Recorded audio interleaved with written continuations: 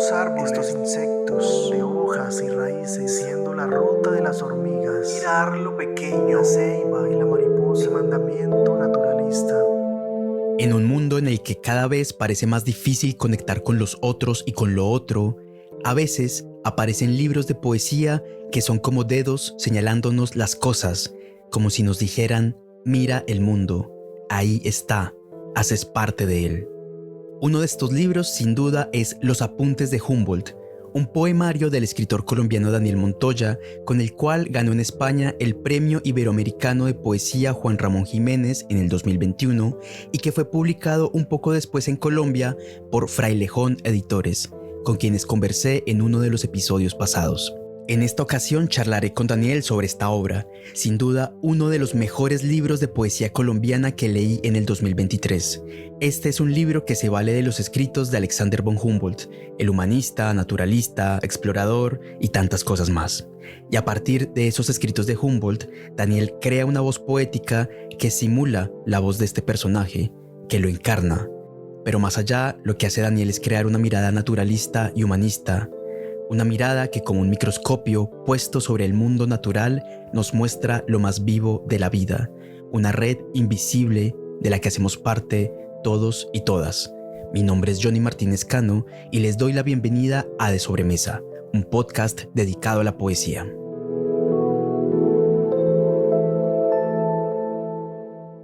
Daniel, bienvenido a De Sobremesa. Johnny, muchísimas gracias por tu invitación, por poder estar acá compartiendo contigo. Para quienes no nos ven, lo primero que quiero preguntarle es ¿qué estamos tomando? ¿Qué está tomando Daniel? En este momento, un vasito de agua. Qué bueno, yo me hice una aromática de hierbabuena. Y nada, yo quiero que esta conversación sea un recorrido de alguna forma por el mundo natural y una charla sobre cómo miramos y cómo nos conectamos quizás por ese mundo natural.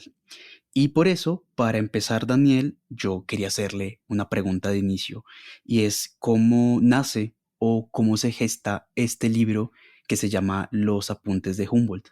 Bueno, el libro nace a través de un proceso largo porque, no sé, duró más o menos unos 4 años el proceso de escritura, teniendo en cuenta que a veces nosotros comenzamos a escribir en la cabeza, ¿no? Esa es una cosa a veces muy recurrente, y es que uno comienza a pensar algo, a rumiarlo, y en ese proceso de estar uno rumiando algo, hay cosas que en la cabeza las va creando, hay otras que en la misma cabeza las va desechando, van quedando algunas y uno dice, bueno, esto creo que puede servir. Pero en ese proceso de tener una idea en la cabeza y procesarla pueden pasar muchos años, ¿no? Ujú. Mucho tiempo. Yo recuerdo mucho el caso, por ejemplo, de Voltaire con el libro El Cándido. Ujú. Voltaire lo escribió, creo, si no estoy mal, dice la anécdota, lo escribió en 3 días. ¿Ya? Pero cuando le preguntaban, Voltaire, ¿en cuánto tiempo escribiste el libro? Decía, lo escribí en 30 años y 3 días. ¿Sí? Ujú. Entonces con la escritura pasa eso. A veces el proceso de escribirlo puede ser muy corto, pero el proceso de que uno comienza a rumiar la idea se extiende un poco más de lo que uno quisiera. Entonces, la extensión de este libro fue más o menos 4 años. Ujú. Y comenzó, al principio no de una manera tan ordenada, sino con breves intuiciones, Ujú. con acercamiento a ideas, con la lectura después de Humboldt, que una amiga me lo recomendó y me dijo, mira, lee este libro, Ujú. estos libros de este autor, y comienzo a acercarme y entonces comienzo a darme cuenta que lo que estoy pensando escribir está muy cercano a las cosas que plantea Humboldt Ujú. y ahí comienzo a hacer esa relación, ¿sí? Y en ese proceso, como te digo, se llevó más o menos 4 años. Me interesa preguntarle un poco sobre esto porque, claro, es decir, la lectura de Humboldt no fue tanto un punto de partida, sino más bien como una coincidencia de ideas. Me gustaría que me hablara un poquito de esto. Sí, mira que sí. Es un poco de lo que uno es, ¿no? Ujú, Y en ese momento estaba leyendo algunas cosas que tenían que ver con la poesía japonesa, con el haiku, algunas ideas budistas, ¿sí? ujú, Ideas zen. Había leído, por ejemplo, unos libros de un autor costarricense que se llama José María Sonta. ujú, Y José María Sonta tiene una cosa que a mí me parece bellísima, y es que sus primeros libros son unos libros con humor, con ironía, con sátira, un lenguaje cotidiano. Y resulta que luego hay un cambio en él, ujú, porque según entiendo, creo que se convirtió al budismo o por lo menos se acercó al budismo, y resulta que comienza a escribir una poesía muy diferente, pero es además bellísima. Y recuerdo que yo acababa de leer uno de sus últimos libros que se llama El libro de la dinastía del bambú. ya, Es un libro bellísimo, Johnny. Entonces, claro, estaba leyendo a Sonta con ese libro, estaba también leyendo algunas cosas sobre el budismo, alguna poesía muy cercana a la naturaleza, a la contemplación, ujú, y preciso en ese momento coincido con Humboldt, ¿sí? ujú. Entonces sí fue un acercamiento muy, muy agradable. Daniel, yo quisiera preguntarle algo que me gusta preguntarle a cada persona que entrevisto, a cada poeta, y es cómo escribió el libro, es decir, cómo realmente lo escribió. Me gustaría como que me describiera un poco el entorno en el que se sentó a escribir esto. Como usted me dice, estaba escribiendo en la cabeza de alguna manera, pero ¿qué más hay allí? Las cosas fueron llegando, ¿no? Ujú, De esa manera como te estoy contando, tenía unas ideas en la cabeza, estaba leyendo otras que iban como por ese lado, me recomendaron leer a Humboldt, y ujú, cuando comienzo a leer a Humboldt, pues descubro esos libros que son bellísimos, y además que él quería escribir unos datos científicos, pero además que fuesen también literarios, ¿no? Él creía ujú, que no era necesario hacer esa separación entre lo estético y los datos o el conocimiento. ujú, Entonces comienzo a leerlo y encuentro muchas ideas, muchos conceptos, muchas descripciones. Y claro, eso es tentador porque en un principio yo pensé como quizá hacer muchas citas, ¿no? Yo dije, puedo hacer ujú, un libro basado en las citas y tomar muchas citas de los libros de Humboldt. Después la idea se fue decantando un poco y dije, no, no, no, porque esto no quiero que sea un ensayo, no quiero que sea algo académico. ujú, Quiero que sea, desde luego, mucho más poético, y en lo poético pues prevalece la imagen poética. ujú, Entonces, en términos intelectuales, ujú, te podría decir que una de las formas como se comenzó luego ya a concebir el libro fue que comencé a pensar que los conceptos debían volverse imágenes poéticas, ¿sí? No debían aparecer en el libro conceptos, definiciones, sino imágenes, imágenes tal cual es la poesía, ¿sí? ujú, Y esa decantación me llevó luego a pensar y a decir, bueno, esto es lo que estoy haciendo, estoy convirtiendo los conceptos en imágenes. ujú, Pero luego también me di cuenta que quizá no era suficiente, sino que además decidí que quería salir a caminar, a conocer, a mirar, ¿no? Porque creo que me había alejado un poco de eso, ¿no? Estaba hablando de ujú, cosas que no, pues que no había visto. Entonces, en ese momento, comienzo a salir todos los días durante un año. Estuve saliendo todos los días a las 5 de la mañana de ajá, caminar y mirar eh, todo, ¿no? Porque yo vivo en Ibagué, y en Ibagué pues todavía las casas tienen jardín, árboles. Y entonces salir a las 5 de la mañana pues es una cosa grandiosa porque se ven cosas que no se ven luego a las 8 cuando sale el sol y todo el mundo anda mm, ajetreadísimo corriendo. Una de esas cosas que me llamó mucho la atención, Johnny, ujú, por ejemplo, fue que constantemente hay, muchos rastros de cambios, de metamorfosis, porque comencé a encontrar, por ejemplo, muchos pedazos de piel. Ujú, Iba encontrando yo un pedacito de piel, yo decía, esta piel es piel de una culebrita, mira. Y de pronto va más adelantico, entonces estaba un cascarón. Yo, uy, mira, esto es un rastro de un cascarón, una chicharra. Es decir, iba encontrando retazos de piel y retazos de piel y retazos de piel. Y dije, o sea, todas esas cosas que pasan a nuestro alrededor, ujú, esos cambios que van teniendo, esas metamorfosis que van teniendo los seres vivos, las cuales nosotros no vemos, ¿sí? Por estar corriendo. mm, Y así como vi, por ejemplo, esos retazos de piel, también fui encontrando unas telarañas hermosísimas y me detenía como a mirar los tejidos, me detenía a mirar, por ejemplo, lo grande que eran. Hay telarañas que cubren arbustos, árboles enteros, hay telarañas donde viven varias arañas, hay arañas de distintos colores, entonces formas. Estaba encantadísimo haciendo ese ejercicio de no solamente estar pensando de manera intelectual en los conceptos de Humboldt, sino también en poderlo vivir, ¿sí? ujú, Eso me conmovió muchísimo, Johnny. Creo que esa experiencia enriquece muchísimo nuestras vidas, ¿sí? mm, Comienza uno a pensar en esa relación que uno tiene con la naturaleza, en que la naturaleza no es algo que está allá al otro lado como uno a veces la ve, sino que nosotros hacemos parte de esa naturaleza, pero que por diferentes términos culturales terminamos alejándonos y viendo la naturaleza como si fuese allá, otra cosa, ¿no? ujú, Entonces ese acercamiento fue bellísimo.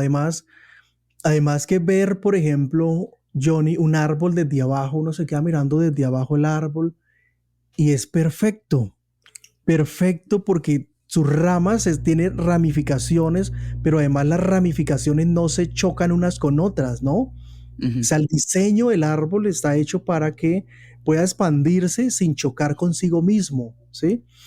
Entonces me quedaba mirando y pensando en todas esas cosas, y de ahí pues comenzaron también luego a surgir otras ideas que se fueron convirtiendo en imágenes poéticas. Me parece preciosa esa conjunción entre la vida intelectual y la vida experiencial, la vida física, pues, porque también habla de una relación con la ciencia que se nos ha negado de alguna forma, ¿no? O que la pensamos justamente como un desarrollo teórico o intelectual de algo que nos es ajeno, pero que realmente tiene mucho que ver con la experiencia misma, ¿no? Y la experiencia misma de Humboldt es un poco esta, ¿no? Es ver, conocer para pensar intelectualmente sobre esto y a partir de eso desarrollar intelecto a partir de lo que veo y de lo que vivo, ¿no?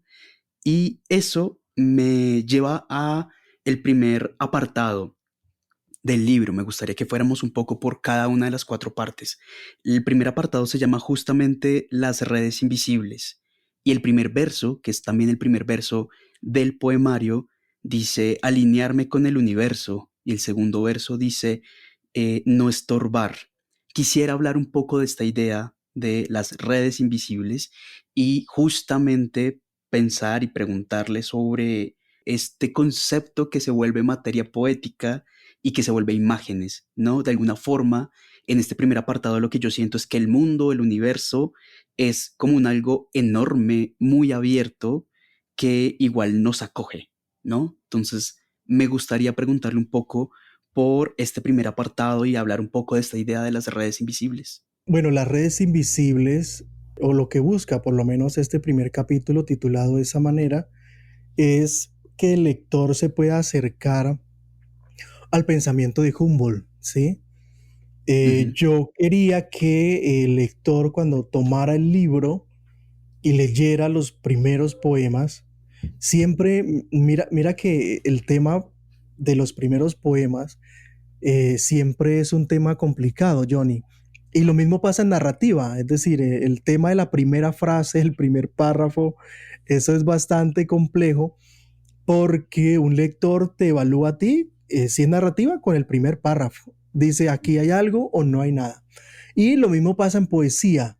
Entonces alguien abre el libro y mira el primer, segundo poema y dice, me gustó o lo dejo, ¿sí? Ujú, Entonces uno se la juega toda también en el orden del libro, como que bueno, ¿y qué pongo? ¿Cuál vendría siendo la primera parte?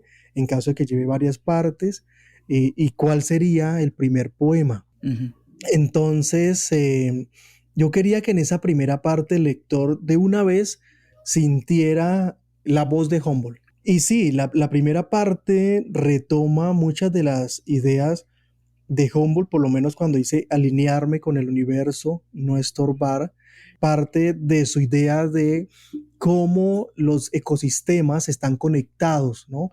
Cuando él llega a Venezuela, específicamente cuando pasa por el lago Valencia, él comienza a mirar cómo el lago ha comenzado a descender y comienza a hacer algunos análisis, mediciones y se da cuenta precisamente que el lago está descendiendo porque están tumbando la vegetación de al lado. Y él comienza a darse cuenta de todas estas cosas, ¿no? Como esa relación que hay entre los árboles, entre los ríos, esa relación que hay con las plantas, con los animales, cómo todos van dependiendo unos de otros, ¿sí? Y que si se altera uno, entonces eso va a incidir luego en lo demás. Todo eso comienza a estar ahí. Entonces, claro, yo podía haber retomado conceptos, pero creo que la imagen poética luego ganó mucho más fuerza, ¿no? Alinearme con el universo, no estorbar. Y así poco a poco todos los poemas que aparecen en esa primera parte tienen que ver con eso, ¿no? Por ejemplo, en el libro Cosmos, ujú, hay una reflexión que él hace sobre esos días que duran un poco más en el calendario, ¿no? ujú. Y hace una reflexión muy interesante sobre eso y que me gustó muchísimo. Y de luego me quedé pensando y dije, ¿cómo logro hacer una imagen poética sobre eso? Porque lo que él está diciendo es que, claro, quizá para nosotros los humanos, unas horas de más de luz no significan mucho, ¿sí? Pero la reflexión que él hace es que para algunas especies quizás sí pueda tener algún sentido, ¿no? Y eso me pareció bellísimo. Entonces, a partir de eso es que aparece el poema Detrás de la luz, que dice, hay Ujú. un día que dura más que los otros días del año. Y así es con cada uno de los poemas de esa primera parte, Johnny. A mí me gusta mucho que justamente en esta idea de que todos los ecosistemas están conectados, de que todas las especies están alineadas y que un desbalance, ¿no? En una vegetación influirá en, ¿no? Los niveles de un lago, por ejemplo. A mí particularmente me causa esta impresión de expansión del mundo que habitamos, ¿no? Porque es como que de alguna forma esto que yo vivo y piso no es solamente esto, sino que está conectado profundamente, ¿no? En sus raíces, de alguna forma, en un algo que no vemos con todo lo demás. Y que adicionalmente nosotros también, ¿no? Como pequeña especie, estamos o deberíamos buscar alinearnos con todo este proceso natural, ¿no? Del que hacemos parte y que muchas veces quizás atrofiamos más de lo que deberíamos, ¿no? Entonces, como que lo que yo siento en esta primera parte que plantea las ideas de Humboldt, convirtiéndolas en poemas, convirtiéndolas en contemplaciones, convirtiéndolas en transformaciones mismas. En uno de los poemas se dice, por ejemplo, que los bosques son inmensas nubes, ¿no? Es decir, como que en el mismo ciclo de la lluvia, una cosa es otra, ¿no? Una cosa se transforma en otra. Sí, Y eso amplía, a mi modo de ver, la forma de habitar el mundo y de concebirnos en el mundo. Y pienso mucho también en este poema que habla del universo como nuestra choza y que igual no está todavía terminado. Lo que yo siento un poco allí es que no está terminado porque sigue de todas maneras multiplicándose, expandiéndose en esas, ¿no? Miles de conexiones que existen entre las cosas. Y a mí lo que me parece muy sorprendente es que ese hallazgo se hace, esa intuición de esa conexión entre todas las cosas se hace desde la ciencia, ¿no? Eso me parece sorprendente. claro, claro. Y mira que eso es lo que me han dicho a veces muchas personas porque dicen, no, pero es que yo leo poesía, pero yo como que no la entiendo, ¿sí? Dicen muchos.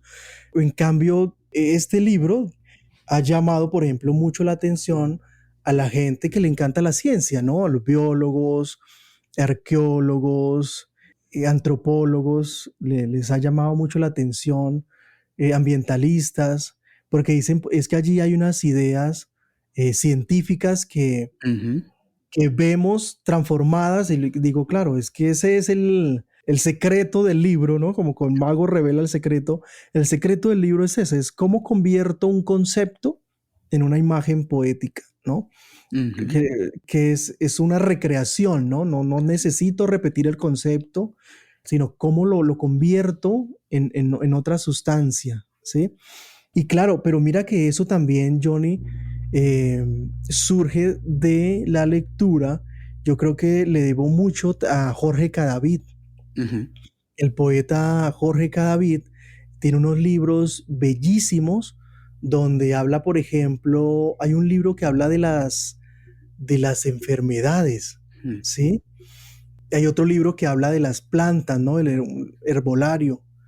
Cuando yo comencé a leer a Jorge Cadavid, yo quedé encantado porque hay cosas que uno está acostumbrado a mirar y cuando tú ves otra cosa, tú dices, wow, esto se puede hacer, ¿sí? ujú, Porque yo no lo había visto en ninguna otra expresión poética, no había visto que se combinara de esa manera lo biológico y lo científico con la poesía. ujú, Lo había visto en ensayos, ¿sí? Había leído, por ejemplo, un poema que William Ospina escribió a Humboldt, ¿no? El poema incluso se llama así, Humboldt, pero cuando leo a Jorge Cadavid, eso para mí fue una revelación porque dije, wow, esto se puede hacer y comienzo yo a trabajar con más intensidad sobre este tema. Bueno, Daniel, para hablar de esta primera parte, me gustaría mucho que leyera precisamente Oscuro Abrazo de Raíces.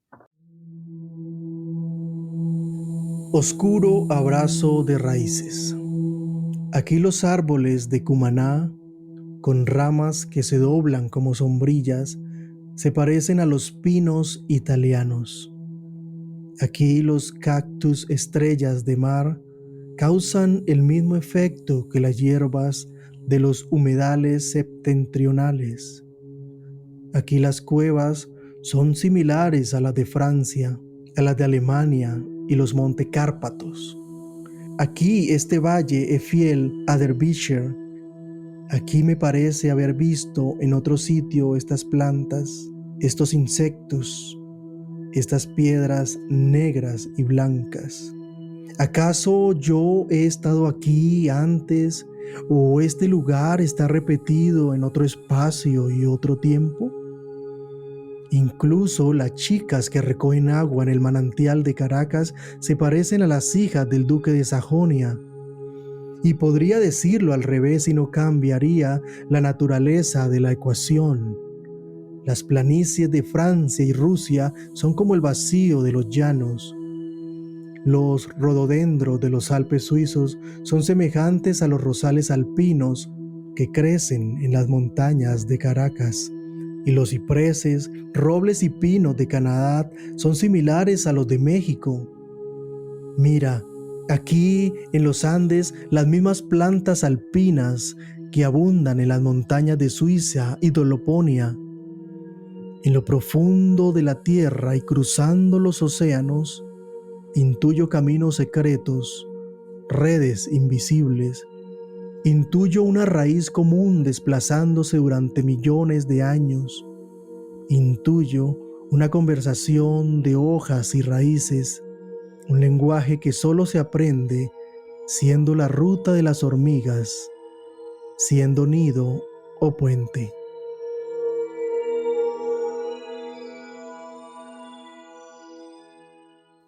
Precioso ese poema. Daniel, justamente ahora que usted leía este poema, yo pensaba en que algo que comparten justamente tanto la visión del naturalista como la visión del poeta es la visión, ¿no? Es decir, la experiencia a través de lo que veo y contemplo, ¿no? Y lo que eso imaginativamente me lleva a plantear. Y con eso quisiera empezar a hablar de la segunda parte del libro, que se llama Observación de las criaturas salvajes. Y quiero hablar de esta parte porque siento que el mirar, en este caso, a los animales es como ilustrarlos de alguna forma, ¿no?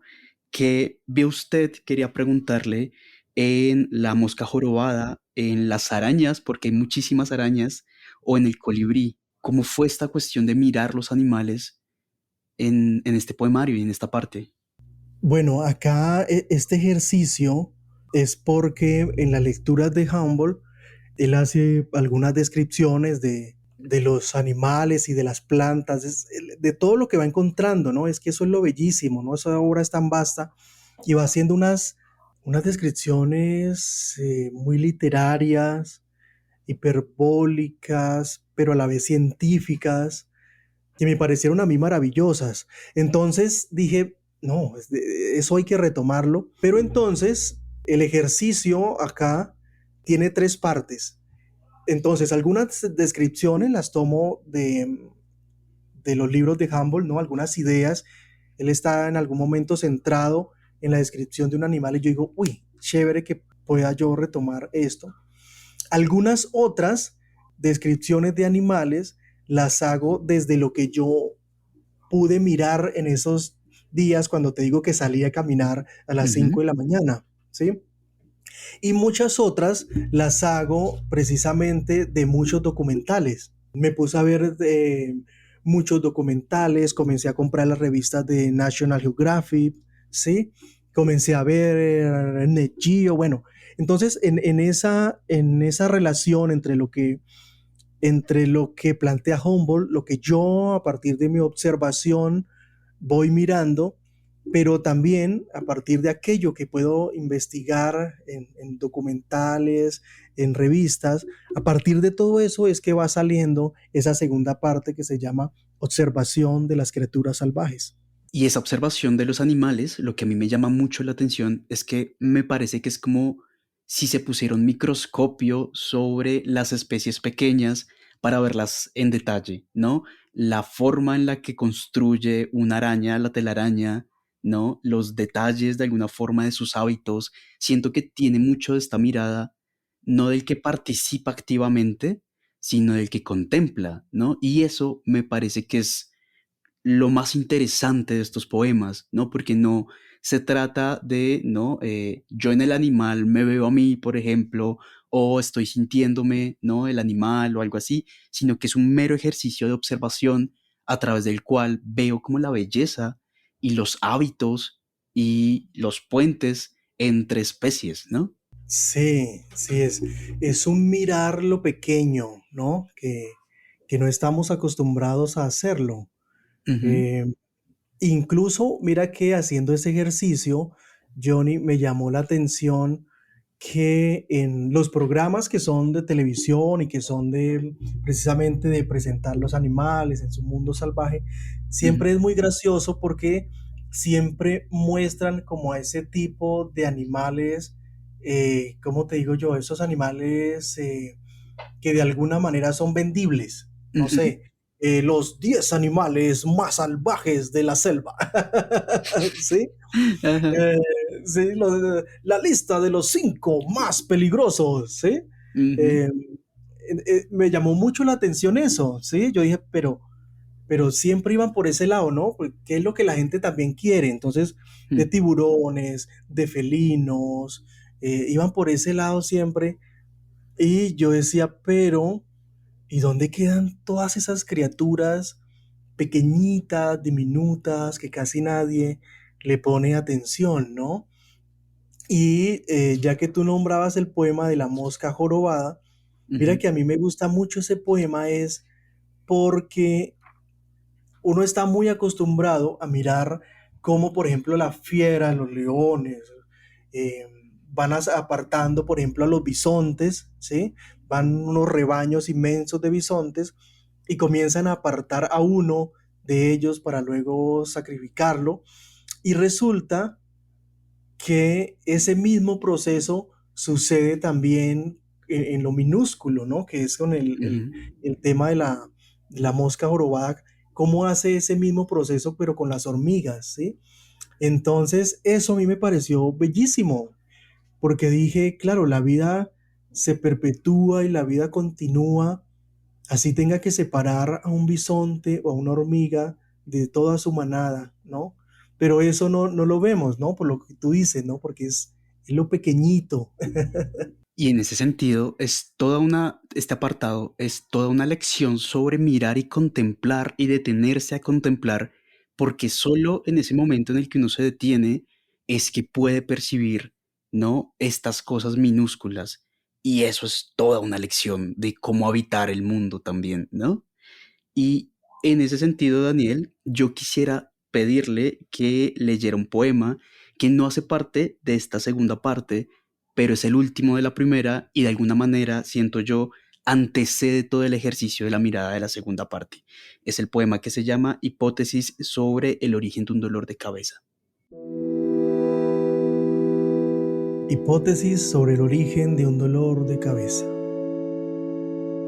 Tal vez no he mirado lo suficiente, no he medido todas las colinas, ni mi pie ha descendido a todas las cuevas. No he calculado cuántas hormigas caben dentro de un volcán. Tal vez he dejado escapar el milagro. Algo me cobra el cuerpo y yo no lo sé. Debí detenerme ante aquel nido donde había nacido una orquídea. Debí contar aquel sueño, una ballena suspendida en el aire con un círculo de velas encendidas debajo y una muchedumbre esperando con la boca abierta las gotas de grasa. No me di cuenta de que el tiempo pasa lentamente en el tronco de los árboles y por el contrario más rápido en sus ramas, y que un hombre envejecería de repente si viviera unos cuantos años en sus ramas más altas. ¿Acaso los pájaros vivirían más si no volaran? No me fijé en ese gallinazo esperando que la flor se marchitara. Debí esperar en la playa que la última tortuga recién nacida entrara en el mar. Debí contar las hojas de la ceiba y descubrir cómo supo la raíz que ese era el número preciso que se dicen la ceiba y la mariposa. Debí descifrar por qué hay más hojas en el suelo de las que tuvo cada rama. Hay mucho por descubrir. Mi cuerpo no comprende que se me ha ido la vida midiendo un parpadeo. En esta última estrofa hasta este verso que dice, hay mucho por descubrir y que de alguna forma es, hay muchísimo por mirar. Si nos detenemos realmente a hacerlo, así en esto se nos vaya un poco la vida, ¿no? Me parece magnífico. Y quisiera seguir hablando ya de la tercera parte de Daniel, que es otro ejercicio de la mirada que nos lleva a otro plano. La tercera parte se llama Observación del mono desnudo y es un mirarnos a nosotros, a los humanos como especie, pero lo que a mí me sorprende de esta tercera parte es que nosotros en los poemas de esta parte somos mirados muchas veces como materia orgánica, como materia vegetal, como carne, ¿no? Nos comparamos con los huevos de tortuga, por lo menos los esclavos se comparan con los huevos de tortuga y nuestras voces, por ejemplo, son como flores en otro poema. Quería preguntarle qué le interesó particularmente a usted de esa observación de nosotros como especie, ¿no? Es decir, está todo este apartado de mirar los seres minúsculos, está toda esta reflexión sobre el acto de mirar.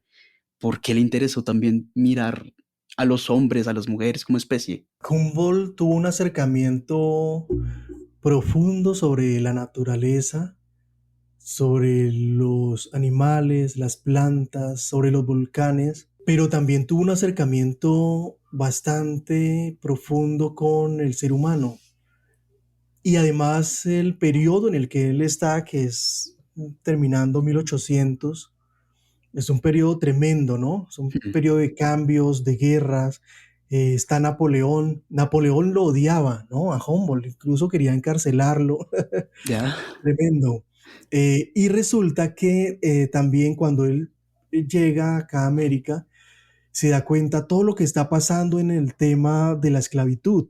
Ujú, Y preciso, resulta que cuando llega a Venezuela se queda en un lugar que se llama Cumaná, y preciso en Cumaná, el lugar que él arrienda para hospedarse es en el centro de la ciudad, pero resulta que precisamente enfrente de la casa de donde él está arrendado era el lugar donde llevaban a los esclavos para venderlos, ¿sí? mm, Y los exponían allí y los vendían como quien vende una vaca, ¿no? Y eso a Humboldt le va a llamar muchísimo la atención, le va a doler también bastante, porque se va a dar cuenta precisamente de lo crueles que somos los seres humanos, ¿sí? Y él comienza luego toda una lucha para evitar que esto pase, una lucha contra la esclavitud. Es tremendo lo que hace, me llamó muchísimo la atención la ujú, cantidad de cosas que él hizo, escribió una cantidad de cartas para que apoyaran a Simón Bolívar y hace muchas cosas, ¿no? Él trata de interceder en términos políticos, logra cosas pequeñas y mira que al final él quedó muy decepcionado de la política. Al ujú. final de su vida, él decidió alejarse, e irse a vivir en una casa lejos en el campo y desde allí comenzó o mejor, continuó su proceso de escritura de alguno de sus libros, ¿no? Por ejemplo, Cosmos, pero terminó muy decepcionado en términos políticos, pues de todas las cosas que pasan, ¿no? Horrendas, pero eso me llamó a mí muchísimo la atención Ujú, y comencé a pensar que sería injusto mostrar a un Humboldt solamente obsesionado con las plantas, los volcanes, los animales y las mediciones. Creí necesario que era también posible mostrar ese Humboldt humanista, ujú, ¿sí? Y creí que mostrando ese Humboldt humanista, pues no iba a estar de pronto en pelea con la organización del libro, ¿sí? Y ujú, entonces lo que hago en esa tercera parte es comenzar precisamente a mostrar al ser humano y a ujú. observarlo de la misma manera como se observa una hormiga, ¿no? O como he observado antes las arañas, ¿no? Simplemente es observar y que el hecho, la situación, hable por sí sola, Ujú. sin lanzar juicios, ¿no? Sino que por sí sola diga lo que tenga que decir y que el lector saque su conclusión. Para cerrar esta parte, yo simplemente quisiera añadir que es interesante cómo en esta mirada del hombre hay una animalización también que lo que hace de alguna forma también es denunciar la deshumanización a la que fueron sometidos, ¿no? Los esclavos al ser tratados casi como animales a los que tampoco se respeta, ¿no? Y siento que eso es maravilloso en la forma en la que se construye la mirada en este poemario. Quería decir antes de entrar a la última parte del poemario que todas las tres primeras partes son al mismo tiempo que un deleite de imágenes transformándose en otra cosa y una exploración del lenguaje para nombrar la naturaleza y nombrar la minucia de la observación de todos los animales, y en eso el poema es increíblemente florido. Me parece curioso porque la última parte, que se llama Cartas y Sextantes, tiene otra cosa, y es algo de lo que estábamos hablando un poco antes, son estas epístolas poéticas dirigidas a personas particulares. Muchas de ellas son personas poderosas. Me sorprende la variedad de remitentes, ¿no? Vamos de Goethe a Napoleón, vamos de Coleridge a Bolívar, y siento que en el fondo esta última parte es un poco casi que una lección de la mirada y de un habitar en el mundo, ¿no? Es como esta voz de Humboldt que viene desarrollando este lenguaje a través de la construcción poética, increíblemente preciso, rico para nombrar todo, y es esta última parte en la que de alguna forma esta voz le dice a los poderosos, le dice a los contemporáneos, miren, ¿no? Aprendan a mirar y aprendan a habitar el mundo. Y quería preguntarle por qué escoger estos personajes para esta última parte, para estas cartas dirigidas a muchos personajes contemporáneos de Humboldt. Bueno, todas las personas que aparecen acá en esa cuarta parte del libro son personas que de una u otra manera estuvieron muy cerca a Humboldt, y tuvieron alguna incidencia en él, en su pensamiento, trabajaron con él, etcétera, etcétera.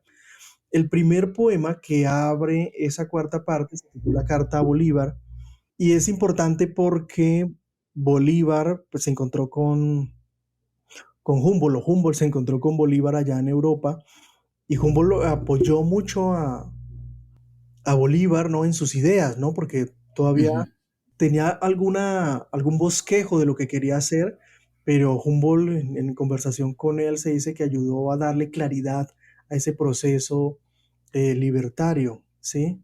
ujú, Además, está de primero en la cuarta parte porque empata muy bien con la tercera, que es todo el proceso de colonización, todo ese proceso de esclavitud. Entonces, por eso quise poner ese primer poema de Bolívar ahí iniciando esa cuarta parte. Y todos los demás personajes que aparecen allí, como Herschel, como Montúfar, François Arago, tuvieron que ver con él, ¿no? Está una carta a Kant, una carta a Goethe. Imagínate que, pues, Goethe era alemán, ¿sí? ujú, Humboldt lo conoció.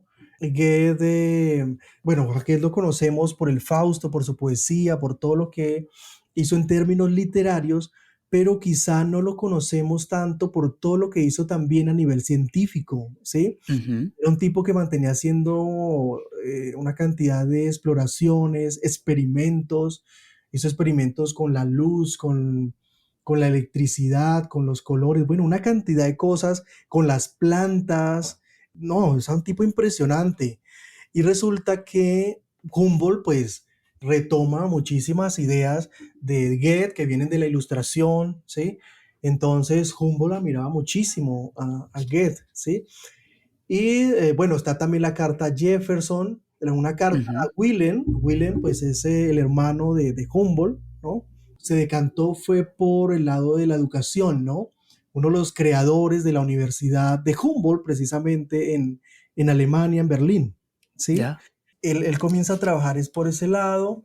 Coleridge, bueno, todos los que están ahí son personas. Darwin, imagínate Mm, que Darwin se inspiró en su viaje también a América por Humboldt, ¿no? Leía Humboldt, está impresionado con Humboldt y eso es lo que hace que Darwin luego se monte en un barco y se venga a recorrer en esa expedición también que lo va a llevar a Galápagos y a toda su teoría, pero todo eso es inspirado en Humboldt, de manera que todo, pues sí, todos los personajes que están allí son cercanos a su tiempo. Hay una carta a Napoleón que lo odiaba, como te decía hace un momento. Hay una carta, por ejemplo, a una mujer científica, ¿sí? ujú, En la última carta que es Mary Somerville. Y a mí me llamó muchísimo la atención también algo, Johnny, y es que cuando estaba leyendo un libro que específicamente se llama La invención de la naturaleza, que es precisamente un libro sobre la biografía de Humboldt. Y ya. resulta que allí en el libro dice Andrea Wolf, es el nombre de la autora, Andrea Wolf dice que cuando Humboldt iba a dar conferencias, porque hubo un momento en que él a donde iba daba conferencias, ¿no? En Ujú, Francia, en Alemania.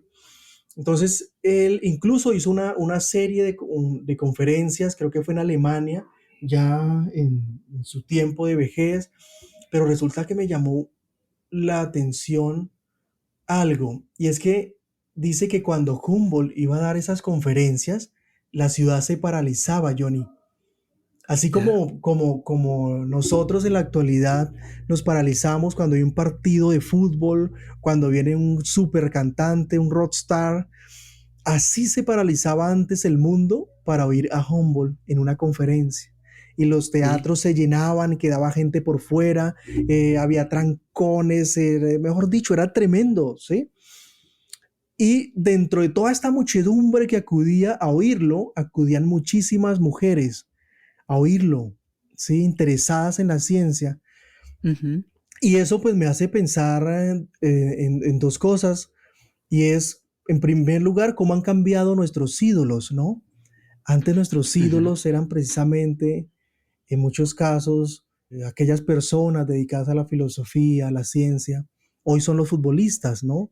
Los que ujú, paralizan una ciudad.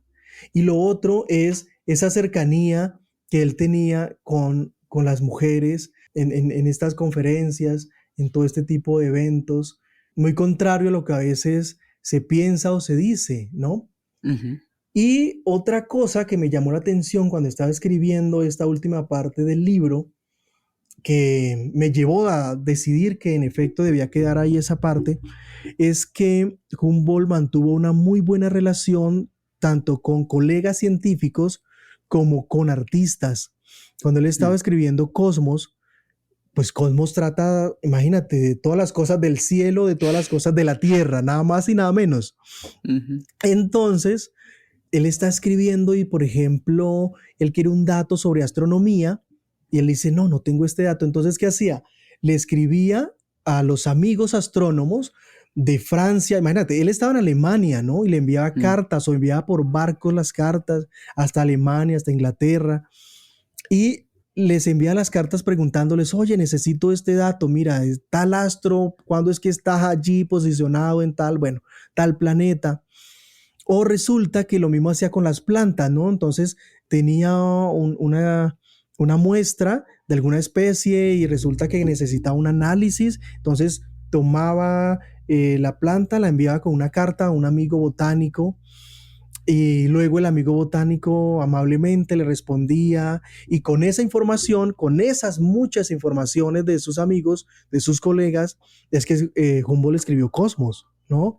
Y eso a ujú, mí me parece una cosa solidaria, bellísima, ujú, cuando hoy en la actualidad la gente anda matándose por los papers, ¿no? ¿Quién escribe ujú. qué? ¿Quién dijo qué?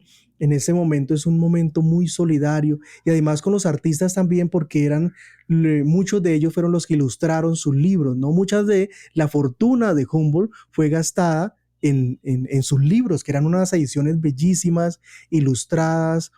Entonces, esa relación me parece a mí increíble, Johnny, increíble, me Mm. llamó muchísimo la atención. Claro, me hace pensar que esta última parte de alguna forma es la que más construye a un Humboldt persona. Pues no, venimos hablando muchísimo de la forma de mirar, ¿no? De los intereses por mirar, pero esta última parte construye un Humboldt mucho más amplio, ¿no? Como persona biográfica en términos de, ¿no? Un Humboldt que viaja y que por lo tanto conoce a muchísimas personas, un Humboldt que le interesa y tiene curiosidad por las artes y que se nutre de las artes, ¿no? Y un Humboldt posicionado en un tiempo en el que también se ve claramente, ¿no? El interés de, por ejemplo, las mujeres en la ciencia, etcétera, ¿no? Y al mismo tiempo siento que le permite a la voz poética también establecer diálogos justamente con otras disciplinas más allá de la biología o de la ciencia, ¿no? Establecer relaciones con otros poetas, con otras artes, con el poder también, con los poderosos de alguna forma. Y en todo eso creo que está esta lección de, o esta invitación a habitar el mundo de otra forma. Y para eso, Daniel, me gustaría que leyera, para cerrar, el último poema del libro. El último poema, la carta a Mary Somerville.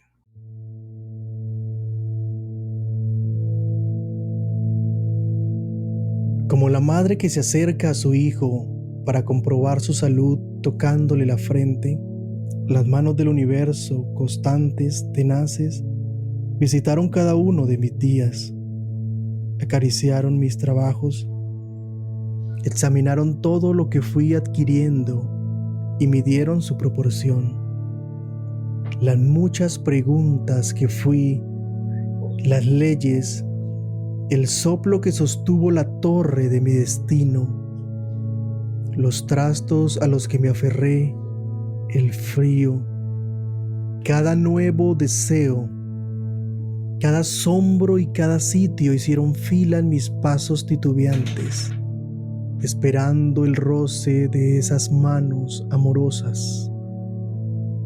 El hondo y maduro tacto del universo construyó mi casa, hizo de sus habitaciones el fin del mundo, prendió el polvo en los rincones, juntó los cabos de mi muerte y mi nacimiento, logró que disminuyera mi curiosidad con los años y creciera la duda en mis razones. Todo pasó por las manos del universo. Recuerdos, nombres, raíces, definiciones, todo pasó por esas manos que escribieron en las paredes de mi infancia el mandamiento naturalista. Donde hay más árboles, hay menos crímenes. Con el tiempo se introdujeron en las mías, viejas y cansadas, y solo las hicieron más torpes, demasiado grandes para mi cabeza. Fui un hombre de cabeza pequeña para todo lo que había que tomar, construir, proteger. Mary, toma las manos del universo, quédatelas, cuídalas tan bien como yo lo hice. Por favor, no señales con ella al Homo sapiens, no te señales a ti misma tampoco.